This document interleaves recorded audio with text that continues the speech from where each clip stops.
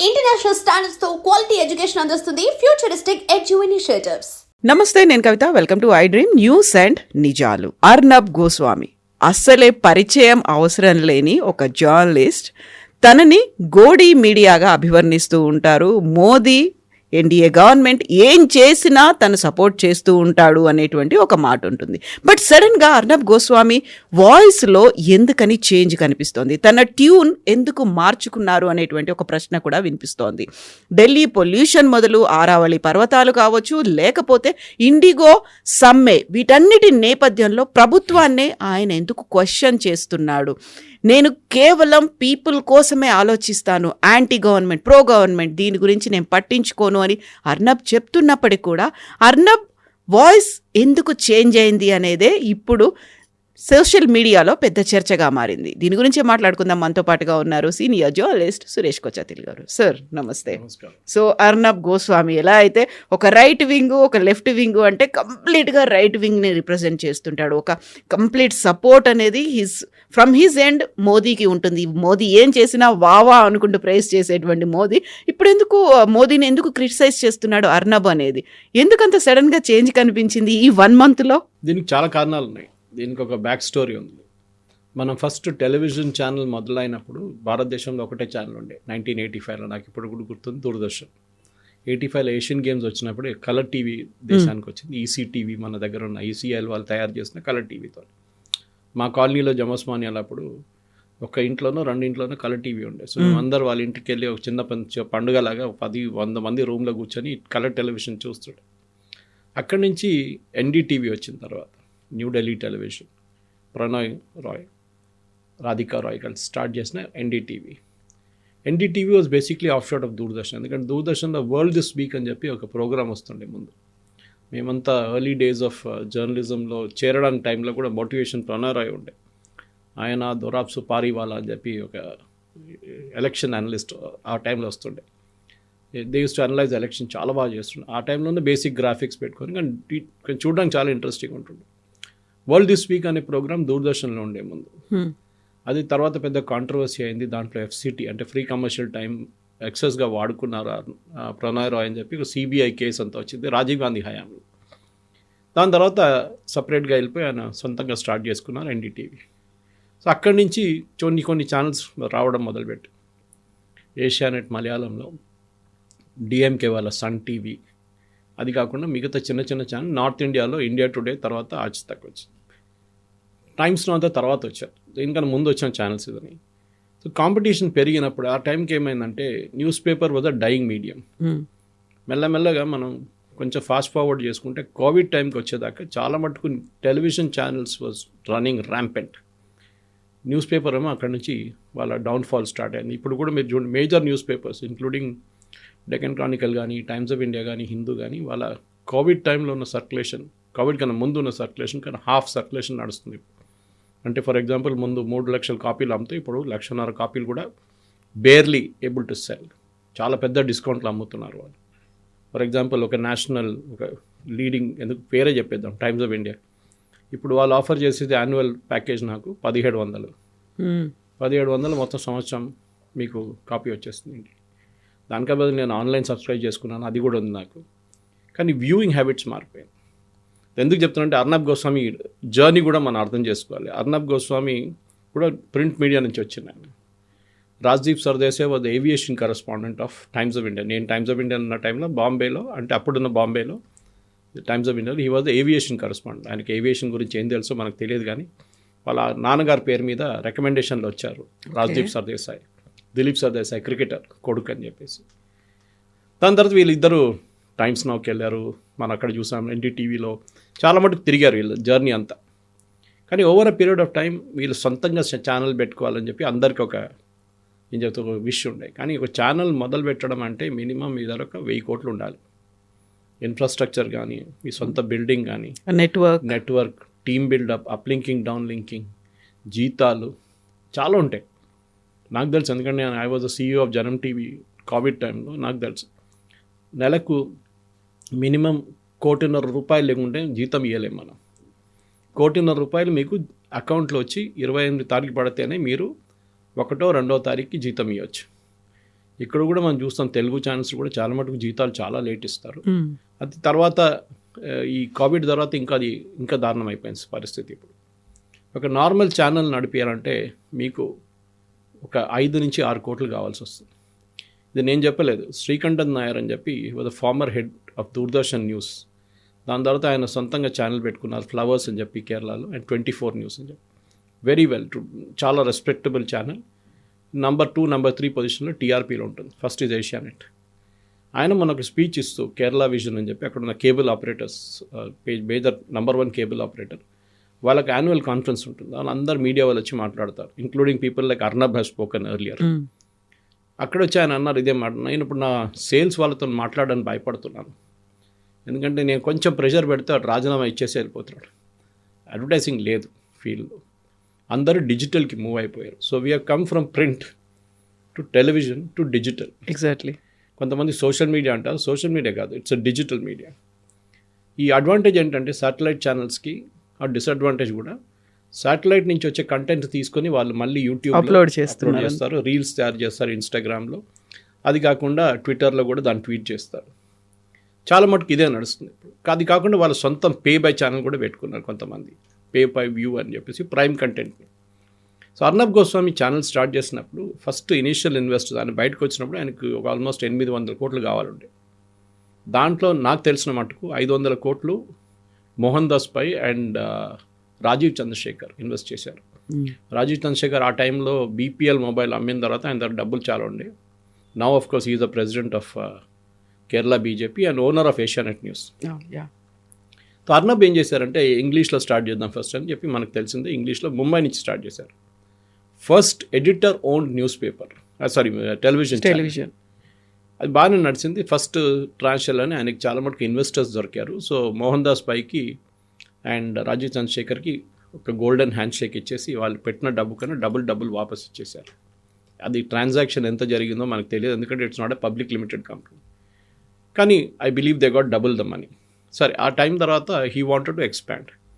Hindi start చేశారు, దాని తర్వాత బెంగాలీ స్టార్ట్ చేశారు, కన్నడ స్టార్ట్ చేశారు. కానీ దీంట్లో Bengali and Kannada not taken off, అంత మటుకు వాళ్ళ గ్రోత్ రాలేదు, అడ్వర్టైజింగ్ లేదు దానికోసం.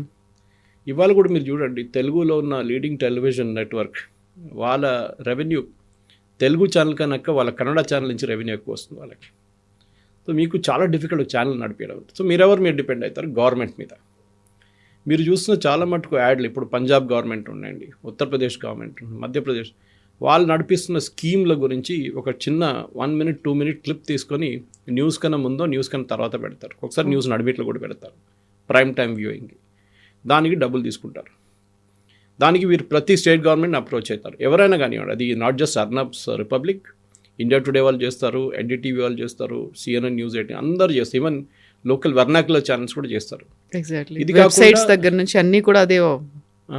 ఇది కాకుండా మోదీ గవర్నమెంట్ యాడ్స్ కూడా వస్తూనే ఉంటాయి అన్నమాట. So this is what you must be seeing regular. Empanelment అంటారు దాన్ని. ఎంపానల్మెంట్ ఏజెన్సీస్, అది empanelment of television channels. Me TRP rating బట్టి ఇప్పుడు నేషనల్ లెవెల్లో DIBP ఉంటుంది, డైరెక్టర్ జనరల్ ఆడిట్, అది కూడా మార్చారు ఇప్పుడు గవర్నమెంట్. లోకల్ స్టేట్ లెవెల్లో DIPR ఉంటారు. సో రేవంత్ రెడ్డి గవర్నమెంట్ ప్రోగ్రాంలు కానీ అది అన్నీ చూపిస్తున్నారు, ప్రింట్లో వస్తుంటుంది, టెలివిజన్లో కూడా వస్తుంది. లాస్ట్ ఒక సంవత్సరం పాటు ఆయన ఢిల్లీకి షిఫ్ట్ అయిపోయారు కంప్లీట్గా, నోయిడా షిఫ్ట్ అయిపోయారు, పెద్ద స్టూడియో కట్టారు అక్కడ. నాకు అనిపిస్తుంది బహుశా అది చేసిన ఒక తప్పు అది. అందుకే అఫ్కోర్స్ ల్యాండ్ చాలా చీప్గా దొరికింది, ఎందుకంటే ఉత్తరప్రదేశ్ గవర్నమెంట్ ఒక మీడియా సిటీ అని స్టార్ట్ చేశారు. అక్కడ ఏ ఛానల్ వాళ్ళు వచ్చినా కానీ వాళ్ళకి చాలా కన్సెషనల్ రేట్లో వాళ్ళు ల్యాండ్ ఇచ్చారు. ఐడియా ఏంటంటే ఒకటే ప్లేస్లో ఉద్యోగం, వాళ్ళు ఉన్న లోకల్ వాళ్ళకు కూడా ఉత్తరప్రదేశ్లో ఉన్న వాళ్ళకి ఉద్యోగం అంటే డ్రైవర్లు కానివ్వండి, హౌస్ కీపింగ్ స్టాఫ్ అట్లాంటి వాళ్ళకైనా ఉద్యోగం వస్తుంది కదా, మిగతా వాళ్ళన్నీ బయట నుంచి రావచ్చు బహుశా. Arnab Goswami dependence on government చాలా పెరిగింది అన్నమాట. 2004 ఎలక్షన్ టైంలోనే ఒక ఇన్ఫ్లెక్షన్ టిప్పింగ్ పాయింట్ ఉంటాం మన ఇంగ్లీష్లో. Famous interview with Rahul Gandhi, అది కంప్లీట్ మెస్అప్ అయిపోయింది రాహుల్ గాంధీ ఇంటర్వ్యూ. కానీ టీఆర్పీ చాలా మటుకు అర్నబ్ గోస్వామికి వచ్చింది. దాని తర్వాత ఈ హిందుత్వ ఎలిమెంట్ కానీ మిగతా దాన్ని వచ్చినప్పుడు, రామ్ జన్మభూమి టెంపుల్ కట్టినప్పుడు కానీ మీ అర్నబ్ని ఒక లెవెల్గా రాత్రిపూట కాగానే 9 o'clock కాగానే Arnab Goswami debate is compulsory. Exactly. ఒక స్టాంప్ లాగా 6 మంది పైన 6 మంది కింద ఉంటారు, వాళ్ళు ఏం మాట్లాడతారు ఎవరికి తెలియదు. నాట్ ఓన్లీ అర్నబ్ గోస్వామి, ఆయన టీంలోంచి 2-3 కూర్చొని ఉంటారు అలాగే. పాకిస్తాన్ నుంచి 2 జనరల్స్ తీసుకొస్తారు, వాళ్ళని విపరీతంగా తిడతారు. మీరు అనుకుంటారు మీకు కనిపించడు నెక్స్ట్ ఒక సంవత్సరం దాకా, నెక్స్ట్ టెలివిజన్లో మళ్ళీ కనిపిస్తాడు పొద్దున. This is the regular feature అన్నమాట. కానీ మీరు అనలైజ్ చేస్తే Arnab is not changed actually. ఆయన తీసుకున్న 3-4 ఇష్యూస్లో ఉన్నాయి మెయిన్ పాయింట్. ఒకటి ఢిల్లీ AQI లెవెల్స్. బహుశా చాలామంది మన వ్యూవర్స్ తెలియదు AQI అంటే ఆఫ్కోర్స్ మనం ఎయిర్ క్వాలిటీ ఇండెక్స్, కానీ దాని ప్రైమ్ కాజ్ ఏంటంటే ఒకటి ఫాగ్, ఢిల్లీలో ఉన్న ఫాగ్ కానివ్వండి, ఈ వింటర్ సీజన్లో క్లౌడ్ కవర్ కింద ఉంటుంది. పంజాబ్ నుంచి హర్యానా నుంచి స్టబుల్ బర్నింగ్ అంటే అంత వరిని కోసేసిన తర్వాత మిగిలిపోయిన దాన్ని తగలబెట్టడం. ట్రైన్లో వస్తున్నప్పుడు చూశాను మన వైపు ఒంగోలు ఆ ఏరియా అంతా కంప్లీట్గా బాపట్ల వైపు వచ్చినప్పుడు మొత్తం అందరూ బండిల్స్గా తయారు చేసి పెట్టుకున్నారు, which is a good thing, that is what should be done. కానీ అక్కడ అది మొత్తం తగలబెట్టేస్తారు వాళ్ళు. కానీ Calcutta AQI is worse than Delhi. కానీ ఎవరు దాని గురించి మాట్లాడలేదు, అందరు ఢిల్లీ మీద పడ్డారు. ఎందుకంటే ఇట్స్ అ క్యాపిటల్ సిటీ, చాలా మటుకు ఫ్లైట్స్ ఇంపాక్ట్ అయిపోతుంది. నిన్న 150 ఫ్లైట్స్ ఇంపాక్ట్ అయింది. Of course nothing do with AQI, నిన్న ఫాగ్ ఉండే ప్రాబ్లం. సో ఇదంతా నడుస్తుంటుంది Kavitha garu. So Arnab Goswami AQI level ప్రశ్నింగ్ అర్నబ్ అడుగుతున్నారా, ఎందుకు అడుగుతున్నారు, ఎందుకు ఇట్లాంటి క్వశ్చన్ చేస్తున్నారు. దాని తర్వాత అరావళి వచ్చింది. అరావళిలో మన ప్రేక్షకులు కూడా అర్థం చేసుకోవాలి, చాలామంది మనం కూడా దాని గురించి డిబేట్ చేసాం అరావళి గురించి. అరావళిలో ఇట్స్ నాట్ మౌంటైన్స్. మన దగ్గర వెస్టర్న్ ఘాట్స్లో మీరు 1000 feet, 1000 meters, 2000 meters దాకా మీరు వెళ్తారు. చాలా మటుకు హైట్ ఉంటుంది. మీరు బ్రహ్మగిరి హిల్స్ తీసుకోండి కేరళలో, అది కాకుండా కర్ణాటక వైపు కూడా తీసుకోండి. కేరళలో సదర్న్ కేరళ నుంచి మొదలయ్యే హిల్స్ చాలా హైట్ ఉంటుంది. కానీ అరావళిలో 200-100 మీటర్లే ఉంటుంది. మౌంటైన్ కాదు, అది చిన్న కొండలాగా ఉంటుంది అంతే. సో మైనింగ్ మన దగ్గర కూడా సిటీలో ఎట్లా మొత్తం గ్రానైట్స్ అని కొట్టిపడేసారో, షామీర్పేటలో ఎట్లా చేశారు, ఇక్కడ ఖాజాగూడలో ఎట్లా చేశారు, మొత్తం అట్లా ధ్వంసం చేస్తూనే వెళ్ళిపోయారు. ఇప్పుడు కాదు, 10-15 సంవత్సరాల నుంచి straight from the time Vijayaraje Vasundhararaje తర్వాత అశోక్ గెహ్లోట్ వచ్చినప్పుడు కూడా ఈ మైనింగ్ లీజ్ చాలా మటుకు అక్కడ ఉన్న మొత్తం మాఫియా అది. దాన్ని బీజేపీ గవర్నమెంట్ కావాలని చెప్పి దాన్ని క్లోజ్ చేయాలని చెప్పి చేసిన పని ఇది. దాన్ని అర్నబ్ గోస్వామిని వాడుకున్నారు. Arnab Goswami is not questioning BJP government. ఎందుకంటే ఈ జడ్జ్మెంట్ వచ్చింది సుప్రీంకోర్టు దగ్గర నుంచి. అండ్ దట్ డేట్ సార్ నేను చెప్పాను, బహుశా ఇది జడ్జ్మెంట్ కాదు, it is only an initial order. Final judgement stay చేయొచ్చు వాళ్ళే అంటే నెక్స్ట్ డే ఇప్పుడు స్టే చేశారు నిన్న తీసుకొచ్చి. లాంగ్ స్టోరీ షార్ట్ అంటే అర్నబ్ గోస్వామి అరావళిని క్వశ్చన్ చేశారు, అర్నబ్ గోస్వామి AQIని క్వశ్చన్ చేశారు. అర్నబ్ గోస్వామి చాలా మటుకు మిగతా ఇష్యూస్ని బీజేపీ గవర్నమెంట్ని క్వశ్చన్ చేస్తున్నారు, ఎందుకు చేస్తున్నారని. అందులోనూ మెయిన్గా ఇండిగో ఇష్యూకి సంబంధించి why government is not doing anything అనేది, వాట్ మోడీ ఈజ్ డూయింగ్ అనేది ఒక question mark. Nation wants to know అన్నట్టుగా మోదీ ఎందుకేం చేయట్లేదు. దాన్ని ఆయన టార్గెట్ చేసింది రామ్మోహన్ నాయుడు గారిని, నాట్ ఎగ్జాక్ట్లీ మోదీ.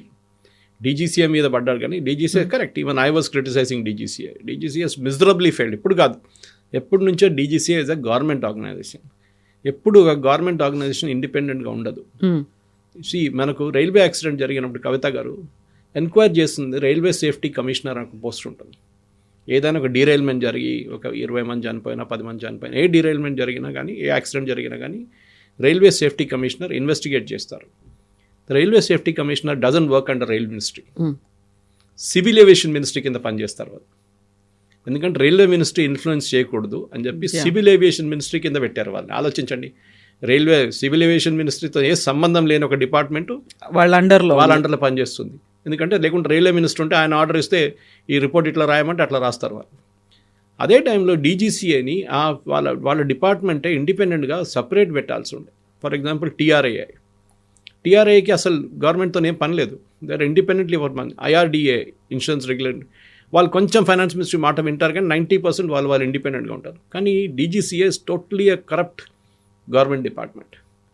లంచాల మీద నడుస్తుండే. కానీ ఇప్పుడు కొంచెం లాస్ట్ 15 సంవత్సరాల నుంచి మన్మోహన్ సింగ్ గవర్నమెంట్ లాస్ట్ 3 సంవత్సరాలు, మోదీ గవర్నమెంట్ ఇప్పుడున్న 11 సంవత్సరాలు కొంచెం వాళ్ళ కరప్షన్ చాలా మటుకు తగ్గింది. ట్రాన్స్ఫర్ చాలామంది చేశారు, suspend, dismiss. There one department where you can dismiss people. మన గవర్నమెంట్ డిపార్ట్మెంట్ లాగా కాదు, వాళ్ళని మీరు ఇమీడియట్గా టర్మినేట్ చేయవచ్చు. ఇలాంటి పరిస్థితుల్లో డెఫినెట్గా అర్నబ్ గోస్వామి రామ్మోహన్ నాయుడు గారి మీద పడ్డారు. మనకు TRP రావాలంటే ఏం చేస్తారు, 2-3 వేస్ ఉంటాయి. ఒకటి సెన్సేషన్ క్రియేట్ చేయడం, లేనిపోయిన సెన్సేషన్ క్రియేట్ చేయడం. ఇంకోటి ఉన్న సెన్సేషన్ని మళ్ళీ అప్గ్రేడ్ చేయడం, దాన్ని ఇంకొక లెవెల్ హైలైట్ చేయడం. మూడోదేమో నేనే మొత్తం సొసైటీని రెస్క్యూ చేస్తున్నాను, ఇంకెవరు లేరు చూడండి, ఐఎమ్ ద సేవియర్. ఇక్కడ ఈ దేశంలో ప్రధానమంత్రి లేరు, ఈ దేశంలో ఏవియేషన్ మినిస్టర్ లేరు, నేనే ఉన్నాను మీకోసం అని చెప్పి. సో అందరూ అర్నబ్ గోస్వామిని చూస్తారు. This is the basic thing. The disadvantage ఏంటంటే మిగతా 2 ఛానల్స్, ఒకటి అంబానీ, ఒకటి అదానీ, మనకు తెలిసిందే. Adani is NDTV and Ambani is CNN news 18. వీళ్ళ ప్రాబ్లం ఎక్కడ వచ్చిందని అర్నబ్ గోస్వామికి డౌట్ ఏమొస్తుందంటే నాకన్నా గోడి మీడియా వీళ్ళు అయిపోయారా అని డౌట్ వస్తుంది ఆయనకి. కాంపిటీషన్ వచ్చారని. కాంపిటీషన్, ముందు కాంపిటీషన్ లేకుండా, ఎందుకంటే ఎన్డీటీవీ వాజ్ యాంటీ మోదీ, సడన్గా కనుక్కున్నారు Adani, then it became a different thing. అక్కడేమో CNN న్యూస్ 18, అది ఇంకో రూట్లో వెళ్ళిపోయింది అది. సో ఇట్లాంటి పరిస్థితుల్లో నేను ఉన్నానా, నాకు కూడా కాంపిటీషన్ వచ్చారని చెప్పి డౌట్ వస్తుంది ఆయనకు అనమాట. మూడోది నేను చెప్పాను, రెండవ మాట, దట్ స్టేట్ గవర్నమెంట్ అడ్వర్టైజింగ్ కూడా చాలా మటుకు తగ్గింది. నాకు తెలిసిన మటుకు ఈవెన్ ఆంధ్రప్రదేశ్ గవర్నమెంట్ కూడా వీళ్ళు అప్రోచ్ అయ్యారు అడ్వర్టైజ్మెంట్ కోసం. అది ఏమైందో తెలియదు కానీ 6 నెలల ముందు they were negotiating for good amount of advertising. Chandrababu Naidu garu రాగానే, కానీ అదేదో ఐ థింక్ పట్టదా, అదర్ ఫండ్స్ లేదో ఏం లేదు కానీ అది పక్కన వెళ్ళిపోయింది అది. సో ఈ కోపం కూడా బహుశా ఉండొచ్చు, ఎందుకంటే ఒక ఛానల్ నడిపించడం అంటే ఇట్స్ హై బ్లడ్ ప్రెషర్. రాత్రి నిద్ర రాదు మీకు, మొత్తం మైండ్లో ఫిగర్స్ అంతా తిరుగుతుంటాయి. And I know for sure that Arnab Goswami తను పనిచేసి చాలామంది క్లోజ్ ఫ్రెండ్స్, నా ఫ్రెండ్స్ కూడా వాళ్ళు మీడియా ఇండస్ట్రీ నుంచి, వాళ్ళు చెప్తుంటారు ఆయన సడన్గా హైపర్ అయిపోతారు. ఒక న్యూస్ మిస్ అయింది అనుకోండి, ఇంకొక ఛానల్ వచ్చిందంటే రిపోర్టర్స్ని మొత్తం వాయించేస్తారంట కంప్లీట్గా. వెరీ స్లీపింగ్, నిద్రపోతున్నారా మీరు, వాళ్ళు చూడండి వాళ్ళ ఛానల్ వచ్చింది మన దాంట్లో రాలేదు ఎందుకు అని చెప్పేసి. సో బ్రేకింగ్ న్యూస్ కల్చర్లో కూడా కొంచెం చాలా మటుకు ప్రెజర్ ఎక్కువైంది. టీఆర్పీలో ఈ స్టిల్ అహెడ్, దాంట్లో డౌట్ లేదు. కానీ కవిత గారు, ఇది ఎంటైర్ టెలివిజన్ ఇండస్ట్రీ రెవెన్యూ తగ్గుతే వస్తుంది. Over a period of last 3-4 సంవత్సరాల్లో డిజిటల్ షిఫ్ట్ అయిపోయారు మొత్తం. నేను ఎగ్జాంపుల్ ఇస్తాను మీకు. ఏషియానెట్ న్యూస్ తీసుకోండి, number 1 in TRP in Kerala, 126లో నడుస్తుంది. Closest one is 24, and then reporter TV ఉంది. వాళ్ళ ఒక చిన్న స్కామ్ జరిగింది, రిపోర్టర్ని ఇప్పుడు దాన్ని తీసేశారు బార్క్ నుంచి. దాని తర్వాత మనోరమ అండ్ మాతృభూమి. 126 తర్వాత నెక్స్ట్ ఇస్ 80, దాని తర్వాత 40, అంటే హాఫే ఉన్నారు మిగతా కాంపిటీషన్. ఏషియానెట్కి మొత్తం యాడ్స్ రావాలి కదా, వాళ్ళ నేషనల్ యాడ్ మీరు చెక్ చేస్తే నేను రెగ్యులర్గా ట్రాక్ చేస్తుంటాను యాడ్స్ అంతా, దాని మీద ఉంటుంది మన బిహేవియర్ ఎట్లా ఉంటుంది ఛానల్ది. వాళ్ళ దగ్గర 1-2 కార్ యాడ్లు వస్తాయి అంతే. ఒకటి మారుతి నడుస్తుంది క్యాంపెయిన్, ఇప్పుడు యాడ్స్ రావట్లేదు వాళ్ళకి. ఇక్కడ కూడా అంతే, తెలుగు న్యూస్ ఛానల్స్కి ఎక్కడ యాడ్స్ లేవు నేషనల్ లెవెల్, అంతా లోకల్ సారీ యాడ్లు, జ్యువెలరీ షాప్ ఇట్లా నడుస్తున్నారు. అది ద ప్రాబ్లమ్ ఈజ్ సర్వైవల్. ఇప్పుడు మీకు ఒక 100 మంది, 150 మంది, లేకుంటే 200 మంది ఉన్న ఛానల్ని నెలకు మీకు మినిమం 3-4 నుంచి 5 కోట్లు కావాలి మీ అకౌంట్లో. మీకు అడ్వర్టైజింగ్ మీరు ఉల్టా సర్కస్ చేస్తే కూడా మీకు 1 కోటి, 1.5 కోటి కన్నా ఎక్కువ అడ్వర్టైజింగ్ రాదు మీకు, unless you are a spread out channel. అంటే మీకు హిందీ, తెలుగు, కన్నడ, బెంగాలీ అట్లాంటి 10 లాంగ్వేజెస్ ఉంటే మీకు యాక్సెస్ ఉంటుంది ఈజీగా. అది లేదు చాలా మటుకు ఛానల్స్కి. సౌత్లో 1-2 ఉంటుంది, ఒక బెంగాలీ ఉంటుంది, ఒక మరాఠీ ఉంటుంది. సో అడ్వర్టైజింగ్ తగ్గి ఇప్పుడు డిజిటల్కి వెళ్ళిపోతుంది. ఈ ఛానల్స్ కూడా డిజిటల్కి వెళ్తున్నారు. ఇవి అర్నబ్ గోస్వామి చూడండి, ఇవాళ అరావళి గురించి కానీ ఈవెన్ బెంగాల్ ఎలక్షన్ గురించి ఒక వీడియో చేశారు. నేను అదే చూస్తూ వస్తున్నాను, ఐ వాజ్ వాచింగ్ ఇట్. అది ఎందుకు అంటే హియర్స్ రెవెన్యూ అక్కడ ఉందని అర్థమైపోయింది అందరికి. సో అర్నబ్ గోస్వామి షిఫ్ట్ మనం it nothing to with godi media or Modi or anything. ఒకటి మాట మనం గుర్తుపెట్టుకోవాలి, if you want to see Doordarshan, government అందరికన్నా పెద్ద గోడి మీడియా వాళ్ళే ఉండాలి కదా. But they are not taking that voice, అసలు వాళ్ళకి అసలు లేదు, కన్సిడర్ చెయ్యరు దాన్ని. They are not even taken as one of the top 10లో కూడా వాళ్ళు కనిపించారు మీకు. అంటే టీఆర్పీ వాళ్ళకి అక్కర్లేదు, దే ఆర్ గవర్నమెంట్ ఛానల్, వాళ్ళ గవర్నమెంట్ ఫండ్స్ ఉంటుంది, ప్రసార్ భారతి ఫండ్స్తో నడుస్తుంది వాళ్ళది. సేమ్ టైం మన అర్నబ్ గోస్వామి ఇలాంటి వాళ్ళకి ప్రతి నెల 10 కోట్లు, 20 కోట్లు, 300 కోట్లు, నెలకు సంవత్సరానికి 200 కోట్లు అని మీకు కావాల్సి వస్తుంది.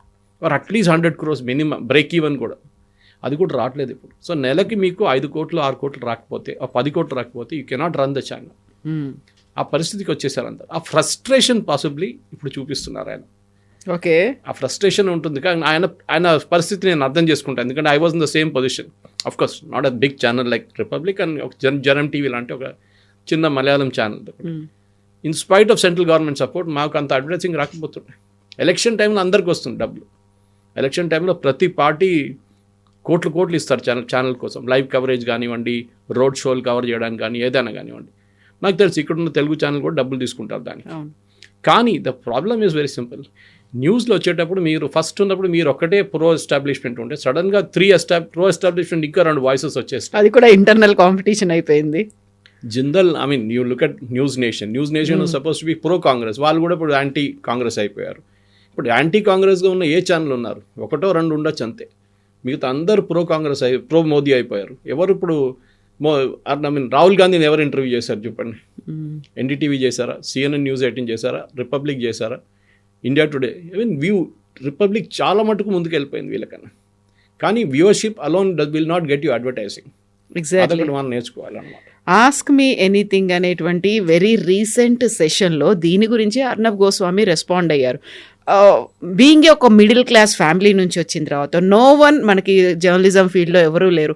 అలాంటి స్టేజ్ నుంచి ఒక ఎడిటర్ కావడం, owning A channel not easy అనేటువంటి ఒక మాట చెప్తూనే యాంటీయా ప్రో అనేది కాదు ఆలోచించాల్సింది, good or right are wrong అనేది చూడాలి. At the same time I'm 1000% for people only అనేటువంటి మాట. సో జర్నలిజం గురించి మాట్లాడారు, చాలా చెప్పారు. ఆస్క్ మీ ఎనీథింగ్లో క్వశ్చన్స్ అడిగితే ప్రతిదీ బయటకు వచ్చింది. బట్ అందులో చాలా క్లారిటీ, క్లియర్ అని ఉంది. యాడ్ రెవెన్యూ కోసం నేను వర్క్ చేయట్లేదు, గవర్నమెంట్స్ కోసం నేను వర్క్ చేయలేదు, పబ్లిక్ కోసమే వర్క్ చేస్తున్నాను. ఇవన్నీ కూడా ఇప్పుడు ఎందుకు చెప్పుకోవాల్సి ఉంది? ఈ ఆస్క్ మీ ఎనీథింగ్ అనేది గతంలో ఎప్పుడూ కనిపించలేదు. ఈ 1 month నుంచి ఒక చేంజ్ వచ్చిన తర్వాత ఇలా పెట్టేసి ఇప్పుడు మళ్ళీ ఇంటరాక్షన్స్ అనేవి ఒక సఫాయి ఇచ్చుకోవడం అంటారు కదా, నేను చాలా క్లియర్, నేను చాలా క్లారిటీతో ఉన్నాను. అలాంటి పరిస్థితులు ఆయనంతటా ఆయన తెచ్చుకున్నాడో చుట్టూ ఉన్నటువంటి సర్కమ్స్టాన్సెస్ మేడ్ దట్ చేంజా? మీరు India today CNN News 18, NDTV వీళ్ళ యాంకర్లు అర్నబ్ గోస్వామిలాగా అంత పాపులర్గా ఉన్నారా? లేరు కదా. You can possibly think of Rajdeep Sardesai in India today. కానీ ఆయనకి ఆల్మోస్ట్ యాంటీ ఎస్టాబ్లిష్మెంట్, ఎవరు ఆయన ప్రో ఎస్టాబ్లిష్మెంట్ వాళ్ళు చూడరు. Is considered pro anti Modi. అదే టైంలో ఆనంద్ నరసింహన్ లాంటి వాళ్ళు ఉన్నారు. మిగతా ఛానల్స్లో టైమ్స్ నౌకి వస్తే శ్రీనివాసన్ ఉన్నారు, రవీష్ కుమార్ ఒకప్పుడు ఉండేది, అదే, and there is Navika Kumar, వీళ్ళందరూ ఉన్నారు. టైమ్స్ నో అడ్వాంటేజ్ ఏంటంటే it is bank rolled by times of India. వాళ్ళు ఎంత లాస్లో వెళ్ళినా కానీ టైమ్స్ ఆఫ్ ఇండియా చూసుకుంటారు. వాళ్ళ బేసిక్ బ్రెడ్ అండ్ బటర్ అక్కడి నుంచి వస్తుంది అనమాట. అది కాకుండా వాళ్ళు క్రాస్ సెల్లింగ్ చేస్తారు, అంటే అక్రాస్ ద బోర్డ్ సెల్లింగ్ చేస్తారు. వాళ్ళు ఒక క్లయింట్ దగ్గర వెళ్ళినప్పుడు అడ్వర్టైజింగ్ కోసం మీకు ఏం కావాలని అడుగుతాను. నేను అక్కడ ఉన్నాను, నేను 15 సంవత్సరాలు పనిచేశాను times of India, so I know how they work. వాళ్ళు ఏమంటారు, క్లయింట్ దగ్గర వెళ్ళి మీ దగ్గర 100 రూపాయలు అడ్వర్టైజింగ్ ఉంటే వాళ్ళు ఏమంటారు మొత్తం 100 రూపాయలు మాకు ఇచ్చేసేయండి అంటారు. క్లయింట్ ప్యానిక్ అవుతారు, మిగతా ఛానల్ వాళ్ళు కూడా ఇవ్వాలి కదా అని చెప్పి ఈ విల్ ట్రై అండ్ నెగోషియేట్. కానీ టైమ్స్ ఏం చెప్తారు, మాది టెలివిజన్ ఉంది, టైమ్స్నా ఉంది, ఈటీనా ఉంది, మిర్రర్నా ఉంది, చాలా ఉన్నాయి. దాని తర్వాత మీకు ఏం కావాలి, ఓకే మీకు రేడియో కావాలన్నా మా దగ్గర రేడియో మిర్చి ఉంది, ఓకే మీకు ఏం కావాలి, నెక్స్ట్ ఇంటర్నెట్ కావాలన్నా మా దగ్గర టైమ్స్ ఇంటర్నెట్ ఉంది, మీకు బిజినెస్ న్యూస్ పేపర్ కావాలన్నా మా దగ్గర ఎకనామిక్ టైమ్స్ ఉంది. ఎంటైర్ బొకే ఆఫ్ ఛానల్ని మిమ్మల్ని క్వశ్చన్ చేసుకుంటారు. అర్నబ్కి క్వశ్చన్ లేదు. అక్కడ వచ్చిన ప్రాబ్లం అనమాట. Year stand alone channel. ఈ స్టాండ్ అలోన్ ఛానల్ అనేది చాలా పెద్ద రిస్క్. ఎందుకంటే అది కొలాప్స్ అయింది అనుకోండి, ఏ రోజు రెవెన్యూ తగ్గిందో, ఏ రోజు జీతాలు 5 రోజులు లేట్గా వెళ్ళిందో మొత్తం ఇండస్ట్రీ మొత్తం తిరుగుతుంది ఒక rumour. So Arnab Goswami is now trying to protect. ఎందుకంటే చూడండి, నేను మాట్లాడుతున్న అర్నబ్ గోస్వామి గురించి ఇవాళ, that it self shows that is been able to generate ఆ ఇంట్రెస్ట్ అన్నమాట. ఎగ్జాక్ట్లీ. ఆయన రూట్ మార్చేశారు, ఆయన టోన్ మార్చేశారని మనం డిబేట్ చేస్తున్నాం దాని గురించి. కానీ మిగతా ఏ ఛానల్ గురించి అది మాట్లాడలేదే మనం. మిగతా ఎంతోమంది యాంకర్లు ఉన్నారు, వాళ్ళ గురించి మాట్లాడు. Because he's created that attention అనమాట. ఈవెన్ ఆయన్ని తిట్టుకున్నప్పటికీ, గెస్ట్లని get out of my channel అన్నప్పటికీ, ఇన్ని చెప్పినప్పటికి కూడా దే స్టిల్ కమ్. ఒక 10 మంది 12 మందిని పెట్టుకొని కూర్చొని వి నెవర్ థాట్ ఆఫ్ అంతమందితో కూర్చొని చేస్తారా అనేది ఆలోచన లేదు మనకు అసలు. నేను కూడా అక్కడ అర్నబ్ గోస్వామి షోలో ఎక్కువసార్లు వెళ్ళలేదు, కానీ నన్ను చాలా తక్కువ ఇన్వైట్ చేస్తారు. ఇన్వైట్ చేసినప్పుడు నేను చూసాను, మనకు దొరికేదేమో 2.5 నిమిషాలు 3 నిమిషాలు అంతా కూర్చొని ఉంటారు. అలాగే అందరు కూర్చొని ఉంటారు. దాని many friends of mine, Anand Ranganathan ఉన్నారు, దాని తర్వాత మన కర్ణాటక నుంచి ఆయన ఉన్నారు, చాలామంది ఉన్నారు, JDS స్పోక్స్ పర్సన్. వీళ్ళందరూ వచ్చి ఇదే మాట్లాడతారు. They all kind of speak over each other అన్నమాట. అక్కడ ఏంటంటే గ్లాడియేటర్, మన పాత రోమన్ కొలిజియంలో ఇద్దరు కొట్టుకుంటారు, ఎదురుగా ఉండి చూడాలి అంతే. చూడడానికి 20,000-30,000 మంది వస్తారు. అవును. ఆడు కొట్టడం బంద్ చేసిన అనుకోండి, లేదు మళ్ళీ కొట్టండి అని చెప్పి మళ్ళీ చీరప్ చేస్తూ. So that television has become like that. మీరు 9 to 10 లేకుంటే 8 to 9, 9 to 10 చూసే డిబేట్స్ మొత్తం అసలు ఏం మాట్లాడుతున్నారో. ఇంట్లో ఉన్న కొంతమంది అంటారు, మా ఇంట్లో అయితే ఆఫ్ చేసేయమంటారు టీవీ, ఆ టైంలో వద్దు, ఇట్లాంటి సౌండ్ మాకు వద్దంటారు. అట్లాంటి పరిస్థితిలో ఉన్నాం మనం ఇప్పుడు. సో టుడే మీలాంటి వాళ్ళు, నాలాంటి వాళ్ళు బికమ్ వెరీ చూజీ ఏం చూస్తున్నాం అనేది. కొంతమందికి మ్యూజిక్ ఉంటుంది, కొంతమందికి న్యూస్ ఉంటుంది, కొంతమందికి స్పోర్ట్స్ ఉంటుంది, కొంతమందికి బిజినెస్ ఉంటుంది, వాళ్ళ చాయిస్ ఉంటుంది. మీరు ఒక మెట్రో ట్రైన్లో ఎక్కండి, ఇవాళ హైదరాబాద్లో 98% మంది మొబైల్ ఫోన్ చూస్తూనే ఉంటారు. 98% they hooked on to the mobile. వాళ్ళు ఏదో రీల్ చూస్తున్నారు, ఏదో వీడియో చూస్తున్నారు, ఈవెన్ సీరియల్స్ కూడా చూస్తున్నారు. This is what it is. So television viewing అనేది వెళ్ళిపోయింది. ఇప్పుడు టెలివిజన్ లేదు. ఫస్ట్ న్యూస్ పేపర్ నేను చెప్పాను starting, first news paper diet, దాని తర్వాత magazines diet. India today, business today, business world అని మ్యాగజైన్ అని టేబుల్ మీద ఉంటుంది ముందు. ఏ బిజినెస్ ఎస్టాబ్లిష్మెంట్కి వెళ్ళినా కార్పొరేట్కి వెళ్ళి ఇప్పుడు ఎక్కడి కూడా కనిపించట్లేదు. All out to the market. దాని తర్వాత నెక్స్ట్ టెలివిజన్, శాటిలైట్ టెలివిజన్ పోయింది. దాని తర్వాత ఇప్పుడు సోషల్ మీడియా అండ్ డిజిటల్ నడుస్తుంది. ఇప్పుడు ఇది ఎన్ని రోజులు ఉంటుందో అది కూడా చెప్పలేము. దీని తర్వాత మళ్ళీ ఇంకో చేంజ్ వస్తుందో అది చూడాల్సింది. ఎందుకంటే చాలా మటుకు టుడేస్ యంగ్స్టర్స్ 18 నుంచి ఒక 24, 28, 30 దాకా ఉన్న వాళ్ళకి, యంగ్స్టర్ని డిఫైన్ చేద్దాం వాళ్ళని, వాళ్ళు చూసేది న్యూస్ కాదు, వాళ్ళు చూసింది Instagram. They are an Instagram generation. వాళ్ళకి ఉన్నది 30 సెకండ్. ఆ 30 సెకండ్ మీరు మెసేజ్ చెప్పాల్సి, రీల్స్ రూపంలో, షార్ట్స్లో కథ. ఫుల్ రీల్ ఆప్షన్ ఉంటుంది పైన, కానీ మీరు ఆ హుక్ అంటాం మనం అడ్వర్టైజింగ్ లాంగ్వేజ్లో. ఆ హుక్ న్యూస్లో కూడా అదే అంటాం. ఫస్ట్ 5-10 సెకండ్లో మీరు అటెన్షన్ గ్రాప్ చేయగలిగితే దానికోసం మోస్ట్ ఆఫ్ ద ఇప్పుడు ఇట్లాంటి షోస్ కూడా 30 మినిట్స్లో ఫస్ట్ ఒక 1.5 minute is only about highlights of that, what is to follow. అప్పుడే వాళ్ళు డిసైడ్ చేస్తారు మేము చూడాలన్నా వద్దని చెప్పి. అర్నబ్స్ ప్రాబ్లం ఎక్కడ వచ్చిందంటే, ఒకటి ఆయన సింగిల్ మ్యాన్ షో, ఆయన తర్వాత ఎవరంటే అభిషేక్ వాళ్ళందరూ ఉన్నారు, కానీ ఎవరు అంత టీఆర్పీ జనరేట్ చేయలేరు. అర్నబ్ ఉంటేనే టీఆర్పీ ఉన్నాడు. ఆయన యాజ్ ఈ సెడ్ కరెక్ట్, ఆయన గాడ్ ఫాదర్ లేకుండా నాకు తెలుసు, బికాస్ అన్లేక్ రాజ్దీప్ వాళ్ళ నాన్నగారు రికమెండేషన్ ఉండే, but Arnab's father was an army, I think with the colonel, Assam నుంచి, ఈస్ ఫ్రమ్ అస్సాం. సో ఆయనకు గాడ్ ఫాదర్ అనేది లేకుండా ఇండస్ట్రీలో గాడ్ ఫాదర్ లేకుండా మీరు ఎక్కలేరు. That's very very clear. I mean you look at Pranay Roy also, అందరూ వాళ్ళ ఒక రికమెండేషన్తో వచ్చారు వాళ్ళందరూ. ఈయనకు ఎవరు లేకుండే, అదొక పెద్ద డిసడ్వాంటేజ్. ఈవెన్ నౌ ఆయన యాంటీ ఎస్టాబ్లిష్మెంట్ ఎంత టార్గెట్ చేస్తారో, ప్రో ఎస్టాబ్లిష్మెంట్ వాళ్ళు కూడా అంతే టార్గెట్ చేయాలి. ఏదో ఒక రోజు మోదీ గారిని కొంచెం ఇట్లా మాట తిట్టారు, కానీ అందరూ ఆయన మీద పడతారు వచ్చి, బీజేపీ వాళ్ళు, రైట్ వింగ్ వాళ్ళు.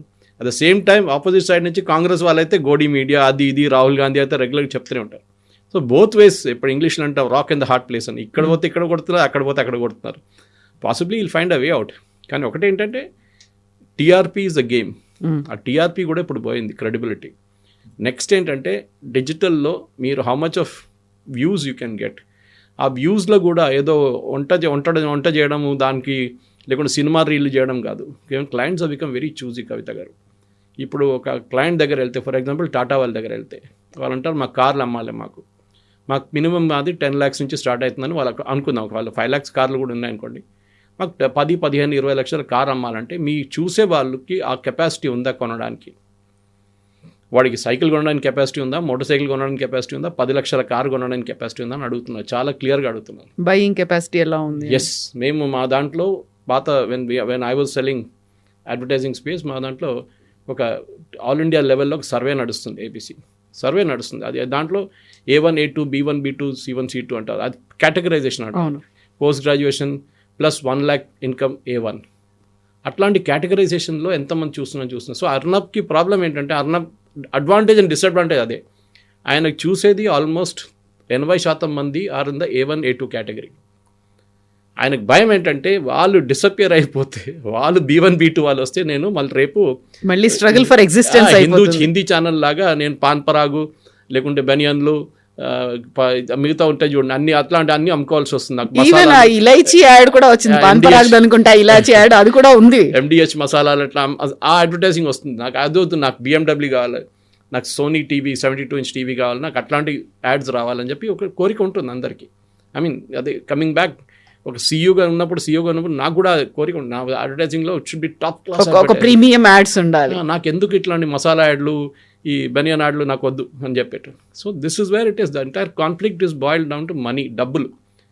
రెవెన్యూ లేకుంటే అర్నబ్ గోస్వామి కూడా ఏం చేయలేరు. అర్నబ్స్ మూమెంట్ ఇంటూ ఒక ఏం చెప్తారు, ఒక పొలిటికల్ స్విచ్ కాదు ఇది.